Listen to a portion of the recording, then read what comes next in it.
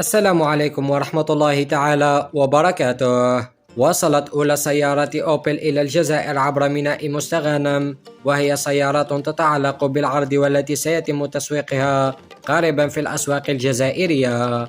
وتدخل هذه السيارات إلى الجزائر بإشراف ومتابعة مجموعة ستيلانتيس التي تمثل 3 علامات في الجزائر، وهي فيات وأوبل وبيجو، بعدما منحت وزارة الصناعة رخصة اعتماد واستيراد علامة أوبل لوكيل السيارات بولاية البليدة الممثل السابق لمجمع سوفاكي وعلامة فولكس فاجن بالبليدة. وقبل الحديث عن أسعار سيارات أوبل في الجزائر، وبالنسبة للسيارات التي وصلت إلى الجزائر فهي سيارة أوبل كورسا وأوبل موكو بالنسبة للطرازات التي يمكن تسويقها مستقبلا والتي لقيت نجاحا في الأسواق الأوروبية. وأما بخصوص سعر أوبل أسترا 23,750 يورو، لكن يختلف حسب نوع المحرك المستخدم. 23,750 يورو، لكن يختلف حسب نوع المحرك.